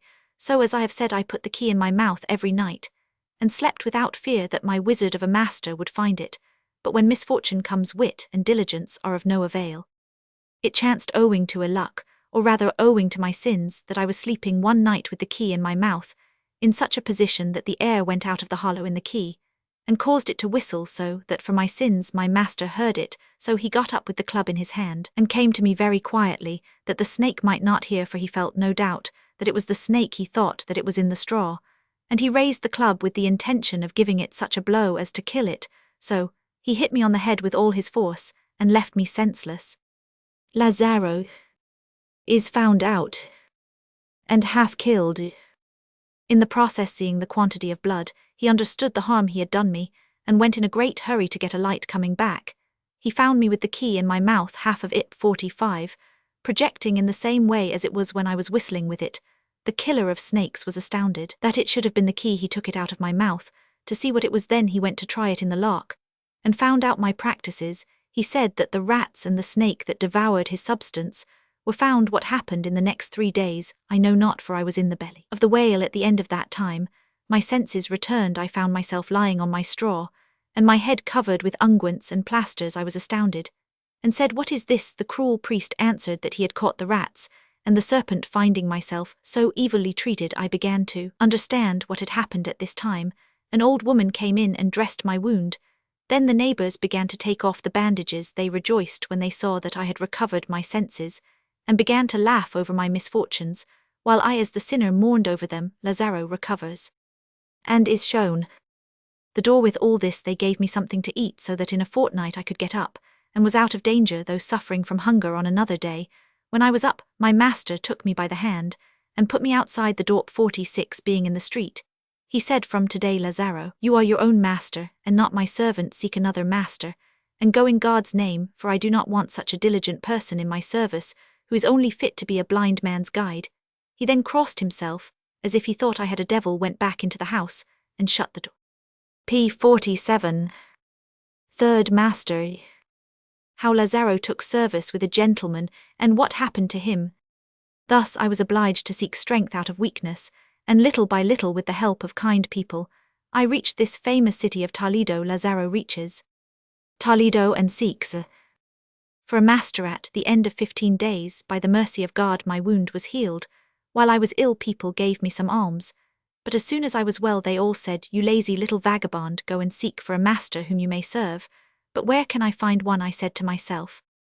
On the road to Toledo I was wandering about from door to door without any settled purpose, when I came upon an esquire who was walking down the street fairly well dressed and groomed. He looked at me, and I 48 him. The esquire, he then said, "Boy, are you seeking for a master?" I replied, "Yes, sir." "Then come along behind me," he said, "for God has shown mercy to you by letting you meet with me." So I followed him, giving thanks to God. Judging from his dress and manner, I thought he was the sort of master of whom I stood in need. Lazaro enters the service of an esquire. It was in the morning when I met with my third master, and I followed him over a great part of the city. He passed by the place where they sell bread and other provisions, and I thought and desired that he would employ me to carry what he bought, for it was the time for marketing. But with a slow step he passed by all these things. Perhaps I thought he is not satisfied with them, and intends to make his purchases in some other place. In this way we walked about until 11 in the forenoon, when he entered the principal church, and I at his heels. I saw him hear Mass and the other divine offices very devoutly, until the service was all finished, and the people had gone. Then we left the church and began to walk down the street. I was the happiest boy in the world to see that my master had not troubled himself about P51 marketing, for I deduced from that the belief that he had everything at home, where I should find all that I desired. At last we came to a house before which my master stopped, and I with him. In large, I followed him over a great part of the city. The esquire takes Lazaro to his house, throwing the end of his cloak over his left shoulder. He took a key out of his sleeve and opened the door. We entered the house. It was so dark and dismal that it might cause fear to anyone coming in. Within there was a small court and fair-sized rooms. He then took off his cloak, and first asking whether I had clean hands, he shook it and folded it. Then, after very carefully blowing the dust off a bench that was there, he put the cloak on it. Having done this, he sat upon it and began to ask me questions in great detail as to where I came from, and how I reached the city. I had to give him a much longer account than I cared for, as it seemed to me that it was a more convenient time for laying the cloth and getting the meal ready than for answering what he asked. Nevertheless, I satisfied his curiosity with the best lies I could invent, relating all I had done well, and holding my tongue about the rest, which did not appear to me to be appropriate. Nothing to eat in the esquire's house. This done, we remained in the same at 52 place for a while. It was now nearly 2 o'clock in the afternoon, and there was no more sign of anything to eat than there would be for the dead. After this my master closed the door and locked it, and neither above nor below was there a sign of any other person in the house. All I had seen was walls without chairs or table, or even a chest like that of the rats and snake. It was like a house bewitched. At this juncture he said to me, "You, my boy, have you eaten?" "No, sir," said I, for it was not 8 o'clock when I met your worship well he said, although I have breakfasted this morning, I shall be fasting until night, so you must hold on, and afterwards we will have supper. Lazaro sees trouble ahead about food, but he dissimulates. When I heard this, I was very much depressed, not so much from hunger, as from the knowledge that the luck was continuing to be against me, for my hardships seemed to be coming back. I mourned over my troubles, and remembered what I once thought when I was meditating on leaving the priest, that ill fortune might bring me to something worse. Finally, I began to weep over my miserable past life, and over my approaching death. At the same time, I dissimulated as well as I could. P53. Sir, I said, I am a boy who does not trouble much about eating, blessed be God, so that I am able to receive praise among all my equals, as the one who has the most moderate appetite. And for this I have even been praised up to this time by my former masters. This is a virtue, he replied, and for this I like you better. Gluttony is for pigs, and to eat with moderation for respectable people. Well do, I understand you, said I to myself, and cursed be such medicine and such kindness as I have had from my masters, who give me nothing but starvation. The Esquire and Lazaro sup on the boys 3 pieces of bread. I then put myself in one corner of the doorway, and took some pieces of bread out of my bosom, which remained from what had been given me. When he saw it, he said to me, Come here, my boy, what is it you are eating? I came to him, and showed him. He took for himself the largest of the 3 pieces I had, and said to me, By my life, this bread seems good. And sir, said I, It is good. Yes, by my faith, said he, Where did you get it from? Are you sure it was kneaded with clean hands? I do not know that, said I, but the smell of it does not turn my stomach. Please God, said 54, my poor master. And putting it to his mouth, he began to take as voracious mouthfuls as I did with mine. It is most delicious, he said. I feared he would finish first, and that he would want to help me with what was left of mine, so we both came to an end at the same time, a meagre supper and a wretched bed. My master then began to collect with his hand a few crumbs which had remained on our breasts. Then he went into a small room and brought out a jug without a spout, and not very new. After he had had a drink, he offered it to me. I said, Sir, I do not drink wine, it is water, he replied, and you can well drink it. Then I took the jug and drank, but not very much, as thirst was not my complaint. So we remained until the night, talking about things he had asked me, while I gave the best answers I could. He took me into the chamber out of which he had brought the jug of water, and said, Boy, stay here, and see how we make this bed, that you may know how to make it henceforward. He put me at one end and himself at the other, and he made the miserable bed. There was not much to make. He had a sort of hurdle on trestles over this. He spread clothes. They did not look very like a mattress, but served as one with 55 much less blanket than was necessary. What there was we spread out, but it was impossible to soften the bed, it was too hard. When the bed was made, and the night being come, he said to me, Lazaro, it is now too late. It is a long way to the marketplace, and in this city there are many thieves who prowl about at night. We must do the best we can, and tomorrow, when it is light, God will have mercy. Being alone, I am not provided, for I have been in the habit of having my meals outside, but now we will arrange things in another way. The Esquire's apology for no supper. His philosophical view of starvation. Sir, I replied, do not trouble about me, for I can pass a night like this. You will become more and more healthy. He then told me, for there is nothing in the world that lives long, but it eats little. If that is so, I said to myself, I shall never die, for I have always been obliged to observe that rule by force, and even if my luck continues, it may be so all my life. He lay down on the bed, using his hose and doublet for a pillow, and ordered me to put myself at his feet. I did so, but not to go to sleep, for the canes of the hurdle and my protruding bones struggled with each other, without ceasing. What with 56 my hardships, misery, and starvation, I do not think there was a pound's weight of flesh on my body. A very bad night, as I had scarcely eaten anything all day. I was wild with hunger, which is not a friend of sleep. I cursed my fate, and my luck 1,000 times. May God pardon me. I was like that most of the night, not daring to turn for fear of awakening my master, and I prayed to God many times for death. The Esquire attends to his outward appearance. When morning came, we got up and began to shake and brush the doublet, and hose the coat and cloak. My master dressed himself very carefully, combed his hair, washed his hands, and put his sword on. As he did so, he said to me, Ah, my boy, if you only knew what a weapon this sword is. There is not a mark of gold in the whole world for which I would give it. Moreover, there is not a sword among all that Antonio ever made that has the steel so tempered as this one. Then he drew it out, and tried it with his finger, saying, "Look here, I am obliged to use a ball of wool for it," I said to myself, "and I need a piece of bread for my teeth, though they are not made of steel." He put his sword back, and with a stately pace, his body erect, his head turned gently from side to side, throwing P59 the end of his cloak over his shoulder, and putting his right hand on his side, he said, "Lazaro, take care of the house, make the bed, fetch water from the river for the jug. As it is getting low, I am going to hear mass, lock the door, that nothing may be stolen, placing the key on the hook by the hinge, that I may be able to come in when I return." In large what there was we spread out.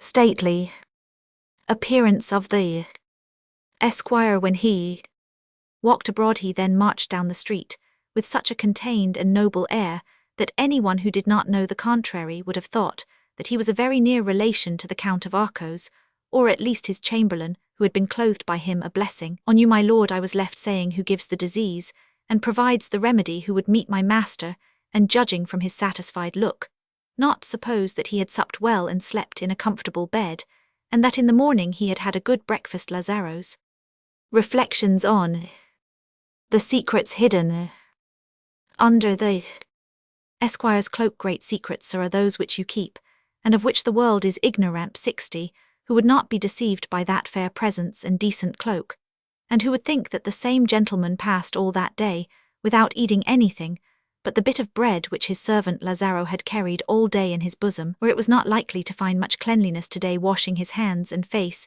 he had to wipe them with the end of his cloak, for want of a towel. Certainly no one would have suspected it. O Lord, how many such as him must be scattered over the world, who suffer for the jade they call honor, that which they would not suffer for a friend. Lazaro's reflections. He goes for water, and finds his master flirting on the river bank. I was standing at the door looking out, and thinking of these and many other things, until my master disappeared down the long and narrow street. Then I went back into the house, and in the time that it would take to say a credo, I had run all over it, without finding anything. I made the hard bed, took up the jug, and went with it to the river. There I saw my master in great request with two fair ladies in a garden. There were other ladies, for many think it fashionable to go and refresh themselves on summer mornings by those pleasant banks, in confidence that they will be well received. Several gentlemen of Thep 61 place also frequent the riverside. As I have said, my master was among them, saying the sweetest things that Ovid ever wrote. They had no shame in asking him to pay for their breakfasts, but he, finding that he was as cold in the purse as he was empty in the stomach, began to have that feeling which robs the face of its colour, and to make not very valid excuses. When they saw his infirmity, they went to those who were not suffering from it. I was breaking my fast with some stalks of vegetables with great diligence, and not seeing any more of my master, I went back to the house. I thought of sweeping some part of it, which was very necessary, but I could find nothing with which to do it, so I set myself to think what I should do next. Lazaro waits long for his master to bring food, but he never came. I thought I would wait for my master until noon. When he came, he might by good luck bring something for us to eat, but there was no such experience for me. It was 2 o'clock, my master had not come, and I was desperately hungry, so I shut the door, put the key where I was told, and gave all my attention to my own necessities. Lazaro's successful begging expedition. With a low and feeble voice, and my hands in my bosom, the good God before my eyes, Amp 62, my tongue repeating his name, I began to pray for bread at the largest houses and doors I came upon, as this method was sucked in with my mother's milk. Or I should say that I learnt it from that great master of it, the blind man, so good a disciple. Was I that, although in this city little is known of charity, nor had it been an abundant year, I made such a good haul, that before the clock struck 4, I had several pounds of bread inside me and 2 loaves up my sleeve, and in my bosom. I returned to the house, and in passing a tripe shop, I begged of one of the shopwomen, who gave me a piece of a cow's foot, and several pieces of boiled tripe. When I got back to the house, my good master was already there. The cloak was folded and put on the bench, and he was pacing up and down. He came up to me, and I thought he was going to scold me for being late. He asked me where I had been, and I said, "Sir, I was here until it struck 2. But when I saw that you were not coming, I went over the city to commend myself to the kind people, and they have given me what you see." I showed him the bread and the tripe which I carried in the end of my skirt. At this, he seemed well pleased, and said, "Well, I waited for you to eat, And when you did not come I ate what there was, but you have done well in this, for it is better to beg in the name of God, than to steal. He helps me as he sees fit what touches the Esquire's honour. I merely charge you, that people must not be told that you live with me, for it touches my honour, though I well believe that it will be kept secret, because very few people know me here. Enlarge gave me a piece of a cow's foot, and several pieces of boiled tripe. Do not be troubled about that, sir, I replied to him, for cursed be he who asks the question, and myself, if I tell him anything. No, we shall soon be free from want. When I saw that nothing good came into this house, I went out. Surely the ground must be bad, or there must be unlucky houses, which bring a luck to those who live in them. This one must be so without doubt. He replied, I promise you that, after a month, I will not stay in it, even if it is given me as my own. I sat down at the end of the bench, and that he might not take me for a glutton, I said nothing about the meal. I began supper, and to bite my bread and tripe the Esquire longs for a share of Lazaro's supper. Looking stealthily, I saw that my unhappy master could not take his eyes off my skirt, which served as a plate. May God have as much pity for me as I had for him. I could feel what he felt, and have been feeling so every day. I thought whether it would be 66 right for me to invite him to share, for as he had told me that he had dined he might decline the invitation. Finally, I asked that sinner to help me in my work, and to break his fast as he did the day before. He had a better chance, the food being better and my hunger less. It pleased God to comply with my wish, and I even think with his, for as he passed in walking up and down, he came to me, and said, I assure you, Lazaro, that you have the best grace in eating that I ever saw in anyone, and that no one can see you doing it without having a longing to eat, even when he had no such longing before. The great longing that you have makes you think my way of eating so beautiful, I said to myself, and causes your wish to help me. Lazaro's courtesy, tact and kindness. He longed to join me, and I opened a way by saying, Sir, the good tools make the good craftsman. This bread is delicious, and this cow's foot is so well cooked and seasoned that there is no one that would not be drawn to it by the smell alone. Cow's foot, is it? He said. Yes, sir, I tell you, that is the best mouthful in the world. There is not even a pheasant that is so good. Try it, sir, said I, and see whether it is as good as you think. Lazaro generously provides his master with a supper. I put on one side up 67, the cow's foot and 3 or 4 pieces of bread, and he sat down by my side, and began to eat as if he would like to devour every little bone. This wonderful food is like a hotchpotch, he said. You eat with the best kind of sauce, I replied. Before God, said he, if I had known, I would not have eaten a mouthful all day. Thus the years avenge me, I said to myself. He asked me for the jug of water, and I gave it to him just as I had brought it. My master had not overeaten, and it is a sign of this that there was no want of water. We both drank, and went to bed in the same way as the night before, well contented to avoid prolixity. I may say that the same thing went on for the next 8 or 10 days. In the mornings, my master went out to take the air in the streets with the same satisfied look, leaving poor Lazaro with the head of a wolf. I often reflected on my misfortune, that escaping from the evil masters I had served and seeking to better myself, I should have found one who not only did not maintain me, but whom I had to support with all that. I liked him well enough, seeing that he could not do better. My feeling was rather of sorrow than of enmity. Often IP 68 fared ill in bringing to the house that with which he might be satisfied. Lazaro examines the Esquire's clothes and finds nothing. One morning, the sad Esquire got out of bed in his shirt, and went up to the roof of the house.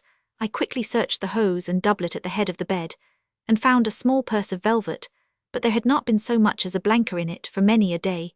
This man, I said to myself, is really poor, and cannot give what he has not got. The avaricious blind man, and the ill-conditioned clergyman, may God reward them both, nearly killed me with hunger, the one with a kiss on the hand, the other with a deceitful tongue.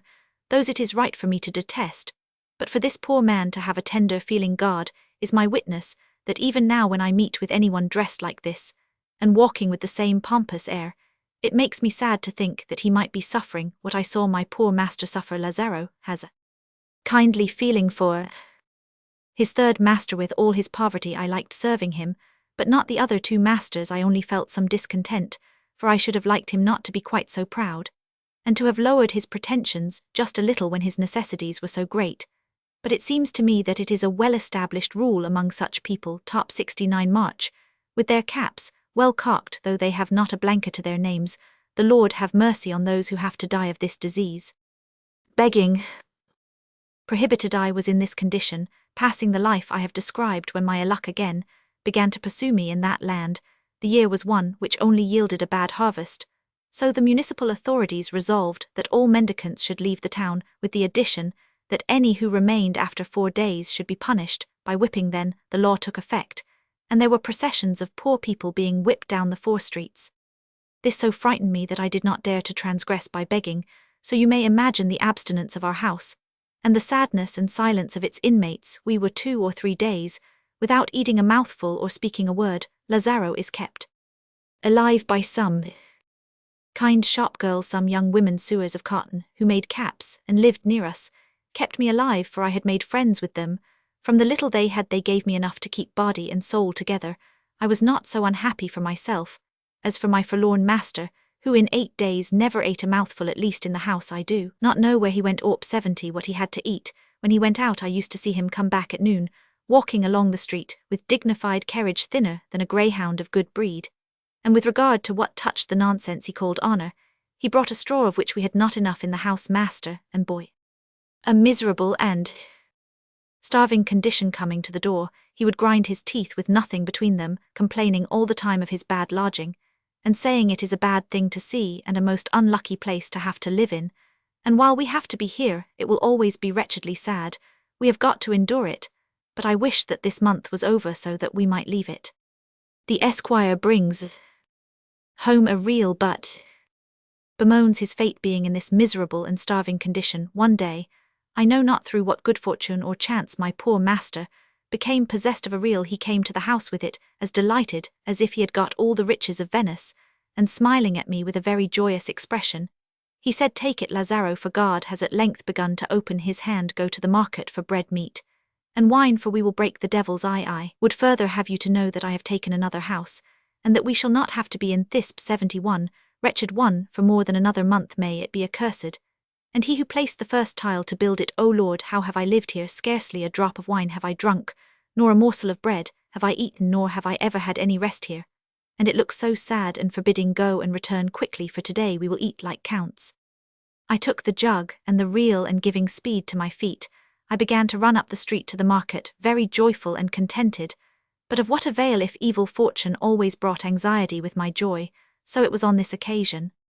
As I ran up the street, I was calculating how I could spend the money to the best advantage, and most profitably, giving thanks to God that my master had got something to spend. Terror of Lazaro, thinking they were bringing a dead body to his house. Suddenly, I met a funeral with many priests and mourners. I got up against the wall to let them pass. Presently, they came, one in deep mourning, apparently the wife of the deceased, with other women. She was crying with a loud voice, and saying, "O my lord and husband, whither are they taking you? To the sad and empty house, to the dark and wretched place, to the house where there is nothing to eat and drink." When I heard this, Thep 72, heaven and earth seemed to be joined together. I exclaimed, "O unhappy me! It is to our house that they are taking this dead body." I turned back, slipped through the crowd of people, and ran down the street as fast as I could to our house. Lazaro bars door to keep out the dead body. When I got there, I began to close the door in great haste, calling on my master to come and help. And to defend the entrance, he was rather surprised, thinking it was something else, and said to me, "What is this, my boy? What are you making a noise about? What are you doing? Why are you shutting the door in such a fury?" "Oh, sir," I cried, "they are bringing a dead body here." "How do you know?" he said. "I met it in the street," I replied, "and the dead man's wife was crying and shouting, 'My lord and husband, whither do they take you? To the dark and dismal house, to the sad and wretched place, to the house where they never eat nor drink. It must be here, sir, that they are bringing it, certainly." When my master heard this, though he had no great reason to be merry, he laughed so heartily that it was a long time before he could speak. By this time, I had got the beam across the door, and put my shoulder against it to make it more secure. Lazaro barring the door, the people passed with their corpse, and 73. All the time I pushed against the door to prevent them from getting into the house. At last, when he had had much more of laughing than of eating, my good master said to me, "In truth, Lazaro, seeing what the widow was saying, you were right to think, as you Roman 999, but God has been good to us, and they have passed so open, and go, and get the food." "Let me wait, sir, until they are out of the street," I begged. At last the esquire unbars the door, and Lazaro does his marketing. At last my master came, and opened the door in spite of me, which was necessary, because I was so upset with fear and excitement. I then went out. We ate well on that day, but I took no pleasure in it, nor did my colour come back for 3 more days, while my master smiled a good deal whenever he noticed the state I had been in. In this way, I continued with my third and poorest master the esquire for several succeeding days, always longing to know the reason of his coming and remaining in this place, for from the first day that I took service with him, I saw that he was a stranger from the little intercourse he had with the inhabitants. The esquire tells his story. To Lazzaro at last I accomplished my desire, and came to know what I wanted. It was one day when we had eaten reasonably well 74, and were rather well satisfied. He told me about his affairs, and said that he came from Old Castile. He said he had left his home for no other reason than that he had not taken off his cap to a knight who was his neighbour. Sir, I said, if that was what happened, and he was greater than you, were you not wrong in not having doffed your cap first? But he ought to have taken his off as well. He went on to say that the knight did take off his cap to him, but that he had taken his off first so many times that it was well to see what the other would do. It seems to me, sir, said I, that you should have doffed to one greater and richer than yourself. The esquire expounds his views of honour. To Lazzaro, you are only a boy, he replied, and cannot understand the things appertaining to honour, in which at the present time is all the wealth of respectable people. You must remember that I am, as you know, an esquire. I swear to God that if I met a count in the street, and he did not salute me, I would not salute him if I met him again. I should enter some house as if I had business there, or turn down another street, before he came near me. Gentleman owes nothing to anyone but God and the king, nor is it right for a man of honour to forgo his self. 75 Respect. I remember that one day in my country I affronted, and nearly came to blows with an officer, because whenever I saluted him, he said, "May God preserve your honour." "You are a wretch," I said, "for you are not well bred." "You said to me, 'God preserve you,' as if I was nobody." From that time he took off his cap, and behaved properly. The esquire continues to discourse on the same subject. Is it not good manners for one man to salute another, I asked, or to say, "God preserve you"? He answered, "It is only underbred people who talk thus to gentlemen like myself. It should be not less than I kiss the hands of your honour, or at the very least I kiss your hand, sir. If he who speaks is a knight in my own land, I would not suffer a mere 'God preserve you,' nor will I suffer it from any man in the world, from the king downward. Sinner that I am, said I, for having taken so little care about it. But will you not suffer any one to pray for you?" He continued, "Above all, I am not so poor, but that I possess in my own country an estate of houses, which are well built 16 leagues from where I was born, in the vicinity of Valladolid. They would be worth 200 times 1,000 maravedis if they were in good repair. And I also have a pigeon 76 coat, which if it was not demolished would give out 200 pigeons every year, as well as other things about which I am silent, as it might touch my honour. The esquire's honour makes him fastidious in accepting employment. I came to this city because I expected to find a good appointment, but things have not turned out as I thought. Canons and other churchmen find plenty, because their profession is not overcrowded. Careless gentlemen also seek me, but to serve with such people involves great trouble, for a man must lose his self-respect with them. If not, they tell you to go in God's name, while the pay is usually at long intervals. When they wish to clear their consciences and pay for your work, they make you free of a wardrobe containing a worn doublet and a frayed cloak. Service with a great lord is not to the esquire's liking. When a man takes service with a titled lord, there is also misery. I cannot undertake to serve or content such by the lord. If I should engage myself to one, I think that I should be a great favourite, and that he would confer great favours on me, but I should have to like his habits and customs. Though not the best in the world, I should be expected never to say a word that would displease, to be very careful in word, indeed not to kill myself in doing things 77, which the great man would not see, never to consort with those who would do him disservice, because it would behove me to guard his interests. If some servant of his excites his anger by neglecting his duties, and it should appear that something might be said for the accused on the contrary, you must scoff at the poor fellow maliciously.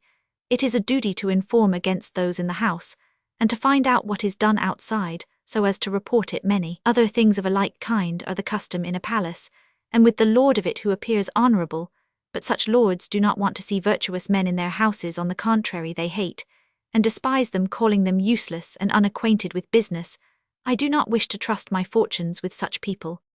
When the people came for their rent, the esquire disappeared. In this way my master was lamenting his ill fortune, and giving me an account of his valorous person, while he was thus employed. A man and an old woman came in by the door. The man asked for the rent of the house, and the old woman for the rent of the bed, saying that they were hired from 2 months to 2 months. I think the sum required was 12 to 13 reals. My master gave them a very civil answer, saying that 78, he would go out and get change and return in the afternoon. But his departure was without any return. They returned in the afternoon when it was late, and I told them that he had not yet come back. The night came, but he did not. I was afraid to stay in the house alone, so I went to my girlfriends, told them what had happened, and slept there. When morning came, the creditors returned and asked for the lodger. The girls answered that his boy was there, and that the key was in the door. They asked me where my master was, and I answered that I did not know where he was, but that he had gone out to get change. I thought that he had gone with the change from me as well as from them. Creditors search for the esquire's effects, but there are none. When they had heard what I had to say, they went for an officer and a scrivener. Presently they returned with them. They took the key, called me and some witnesses, opened the door, and went in to take possession of my master's effects until he had paid his debts. They went all over the house and found it empty. Then they asked me where my master's effects were, his chest clothes and jewelry. I said that I did not know. No doubt, they said, they have got up in the night and taken piety them somewhere else. Lazaro is taken into custody, sir. They said to the officer, take this boy into custody, for he knows where the effects are. On this the officer came and took me by the collar, saying, boy, you are my prisoner, if you do not show us the goods of your master. In large they returned in the afternoon. I never was in such a plight as this, though I had been taken by the collar. Many times I was dreadfully frightened, and began to cry, promising to tell them all they might ask. That is well, they said, tell all you know, and you have nothing to fear. The scrivener then sat down on the bench to write out the inventory, asking me what there was. I said, what my master has, according to what he told me, is a very good estate consisting of houses and a demolished pigeon cote. This is worth little, they said, but it will do for the payment of his debts. In what part of the town is it? In his own country. I replied, by the Lord, this is a fine business. They exclaimed, and where is his country? He told me that it was in Old Castile. I said, the officer and the scrivener laughed a good deal, and said, this is a good story to cover your debts. Lazaro is released. At the intercession of his girlfriends, the girls who were my neighbors, and who were present then, said, sirs, this ISB 82, an innocent child, and has only been a few days with that esquire, and knows no more than your worships. He used to come to our house, and we gave him to eat what we could spare for the love of God, and at night he went to sleep with the esquire. Seeing that I was innocent, they let me go. Then the officer and the scrivener asked for their fees from the man and the old woman, over which there was much contention and noise. They declared that they ought not to be forced to pay, for they had got nothing to pay with, and that the seizure of goods had not been made. The others maintained that they had been taken away from other business of more consequence. Finally, after making a great noise, they went away, and I do not know how it ended. Lazaro finds himself deserted by his master. Having rested from my past troubles, I went about to seek employment. Thus I left my poor third master, and know not his unhappy fate. Looking back at all that had gone against me, I found that I had managed my affairs in a reverse way. Masters are usually deserted by their boys, but with me it was not so, for my master deserted and fled from me. P. 83. Fourth Master. How Lazaro took service with a friar of the Order of Mercy, and what happened to him. I had to seek for my fourth master. He was a friar of the Order of Mercy, who was pointed out to me by my girlfriends. They called him a relation. He was a great enemy of the choir, and of having his meals in the convent. He was fond of walking about, of secular business, and of paying visits, so much so that I think he wore out more shoes than anyone else in the convent. The friar gave me the first shoes I ever burst in my life. They did not last 8 days. I could not endure so much trotting about for this reason, and some other little things I will not mention. I left him. P. 84. Fifth Master. How Lazaro took service with a seller of papal indulgences. My fifth master chanced to be a man engaged in the sale of papal indulgences. He was the most shameless and impudent distributor of them that ever I saw or hope to see, nor do I believe that anyone else ever saw one like him, for he had and sought out his own modes and methods, and very cunning inventions. Coming to the place where he wanted to effect the sales, he began by making trifling presents to the clergy, but nothing of any great value, a lettuce of Mercia, if it was the season, a couple of lemons or oranges, a peach, a couple of nectarines, or some green pears. In this way, he got them into good humour for favouring his business, and inducing their parishioners to buy his indulgences. p. 85. Subtle contrivances of the seller of indulgences. If they said that they understood Latin, he did not say a word in that language for fear of stumbling, but he resorted a gentle and well-considered way of telling his story with a most seductive tongue. If he found that the clergy were of the reverend class, he talked to them in Latin for 2 hours at least, what appeared like Latin though it might not have been. So when the people did not buy the indulgences freely, he sought how to make them do so, by bringing trouble on their village. At other times, he tried cunning tricks, but as all his devices would take long to relate, I will only recount one that was specially subtle, and proved his sufficiency. He had preached for 2 or 3 days in a village near Toledo, using all his accustomed arts, but no one had bought an indulgence, nor was there any sign of an intention to do so. He had devoted them all to the devil, and was meditating what to do next, when he determined to call the parishioners together the next morning, and make a last effort sham quarrel between the seller of indulgences and the constable. That night he and the constable, after superb 86, sat down to play at cards, and they began to quarrel over the game, and make use of bad language. The seller of indulgences called the constable a thief, and the constable called him a liar. On this, my master took up a lance, which was in the doorway. The constable put his hand on his sword at the row they were making. The guests and neighbours came and got between them in great fury. The combatants struggled to free themselves, and get at each other, but as the place was full of people, they saw that they would be prevented from fighting, so they again resorted to abusive language. Among other things, the constable said to my master that he was a liar, and that the indulgences about which he preached were false. At last the people, as they could not pacify the disputants, determined to take the constable away. Thus, my master was left in a great rage. Later on, the guests and neighbours entreated him to moderate his anger, and go to bed, which in the end, we all Roman 999. When morning came, my master went to the church to arrange about the mass, and about preaching the sermon to announce the indulgences. The people assembled, but they came murmuring at the indulgences 87, saying that they were false, and that the constable himself had found it out. If before they disliked buying them, they now detested the idea. The seller of indulgences begins his sermon. The commissary or seller of indulgences went up into the pulpit, and began his sermon by urging the people not to fail in getting the benefit of such a blessing and such indulgences as the sacred bull brought them. When he was in the middle of his sermon, the constable entered by the door of the church, and when he had said a prayer, he got up and addressed the people in a loud voice. Good people, he said, hear one word from me, and then listen to anyone you like. I came here with this cheat who is preaching to you, and he deceived me. He said that I should help him in this business, and that we would divide the profits. Now see the harm he would have done to my conscience, and to your pockets. Sham denunciation of the indulgences. By the constable, I plainly declare to you that the indulgences he is preaching about are false, and that you should not believe in them nor buy them.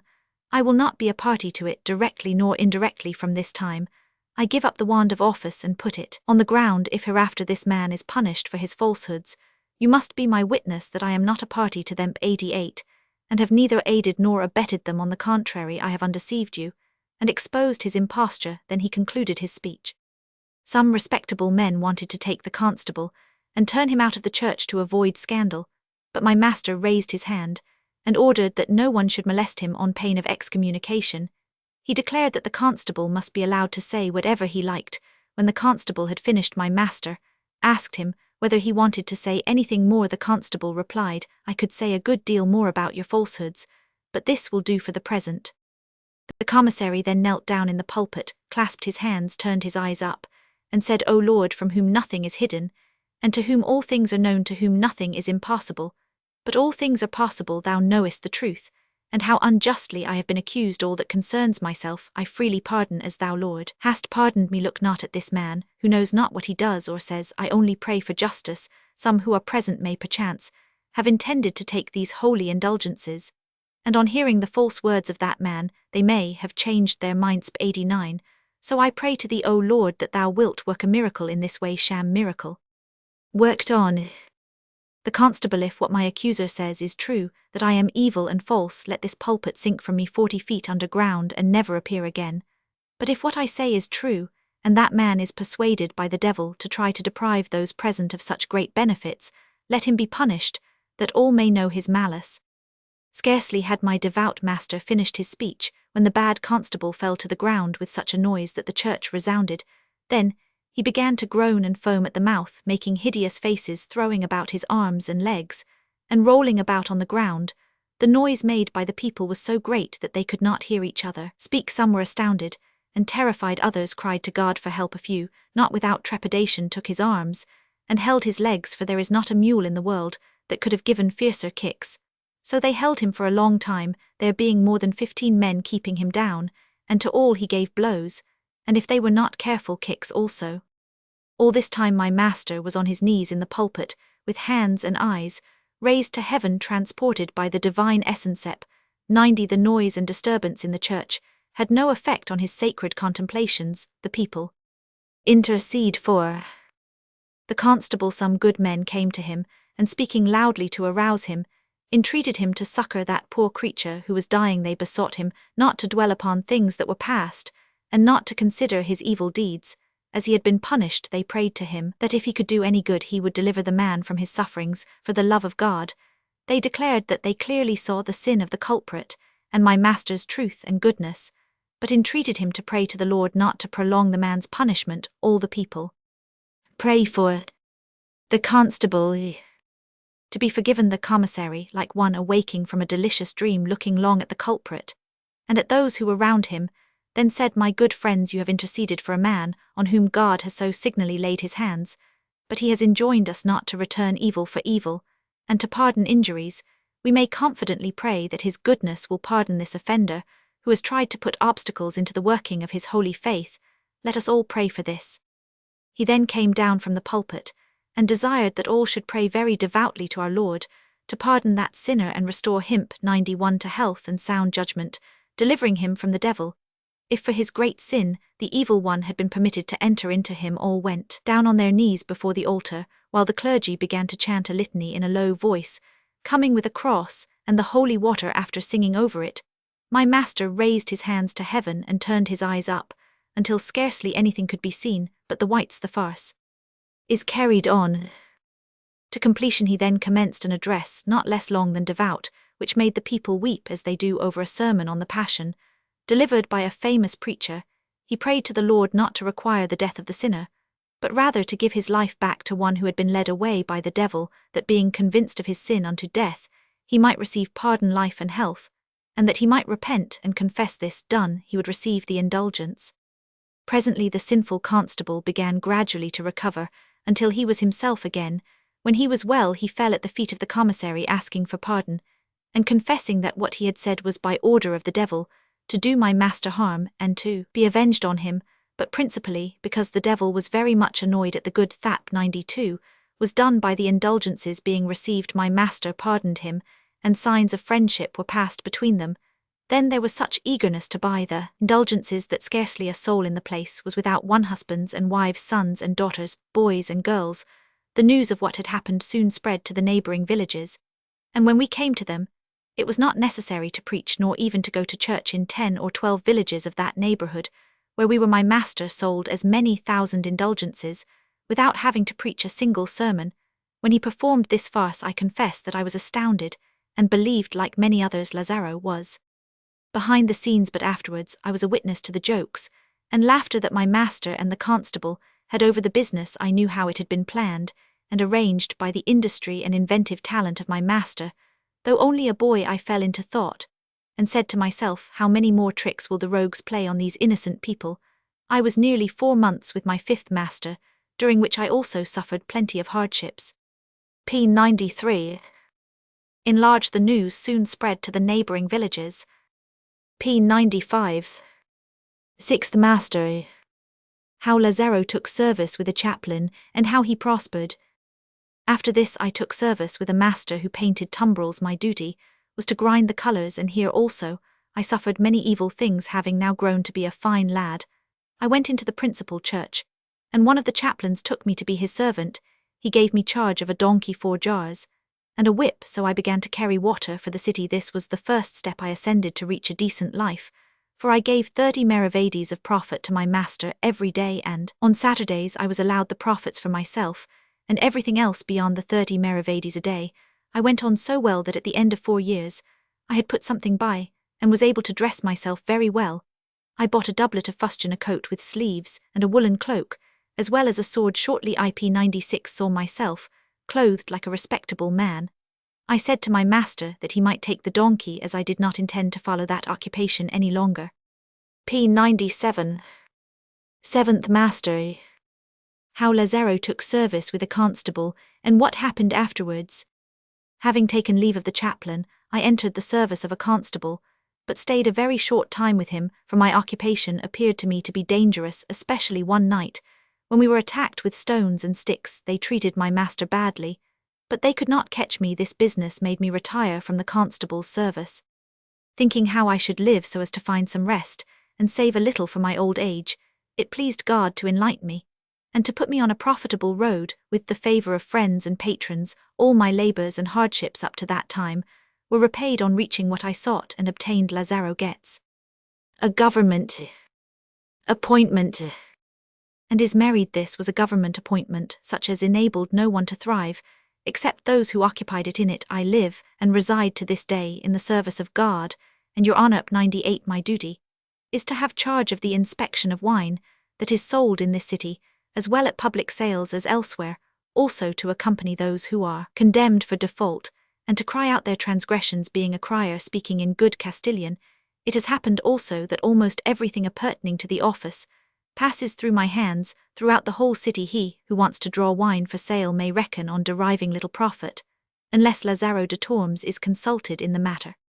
At this time his honour the Archpriest of St. Saviour's, my lord, and the friend of your worship, seeing my cleverness, and noticing my presentable appearance, when employed by him in announcing his wines, made an arrangement that I should marry one of his servant girls. Seeing myself that this would bring me benefits and favours, I gave my consent. I was married to her, and to this day I have had no reason to repent it, for IP99 found her to be a good girl, and diligent in service. I have favour and help from my lord the Archpriest. He always gives us during the year a load of wheat meat on festivals, sometimes loaves of fine bread, and the shoes he has left off wearing. He arranged for us to rent a small house near his own on almost every Sunday, and on feast days we dine in his house. Evil tongues, but evil tongues are never wanting, and never let people live in peace. They said, I know not what about my wife, because she went to make the bed and cook the dinner.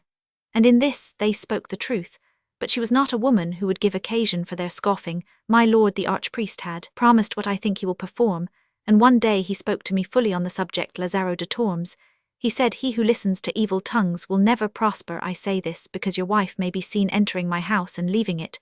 She comes with honour to herself and to you, and this I promise you, not attend to what they say, and be assured that what I tell you is for your good. I replied that I was determined to care for and preserve my honesty. It is true, I said, that some of my friends have spoken to MEP 100 about this, and have even certified to me that before I was married to my wife, she had borne a child 3 times. Speaking with reverence to your worship, my wife took such oaths on the subject that I thought the house would come down upon us. And then she began to weep, and to curse the day she had married me. She went on in such a way that I wished I had died before I let such words out of my mouth. In large but evil tongues are never wanting. I on one side and the Archpriest on the other entreated her to leave off crying, and I swore that never in all my life would I refer to the matter again. I declared that I should rejoice to see her go in and out of our patron's house whenever she liked, as I was convinced of her honesty. Understanding so, we all 3 continued to have a good understanding as to this, and have never heard more about it. When anyone tries to say anything, I stop him by saying, look here, if you are a friend, do not say anything that will annoy me, for I do not look upon him as my friend who causes me sorrow, more especially if he tries to make trouble between me and my wife, for she is the thing in the world that I care for most. I love her, and may God show favour to her. She is a far better wife than I deserve, and I swear before the consecrated host that she is as good a woman, P103, as can be found within the gates of Toledo. He who says the contrary shall answer to me for it. By this means I manage that they shall say nothing, and I have peace in my house. Conclusion. This was in the same year that our victorious emperor entered into this famous city of Toledo, and held the Cortes here, and there were great rejoicings, as your worship will have heard at this time.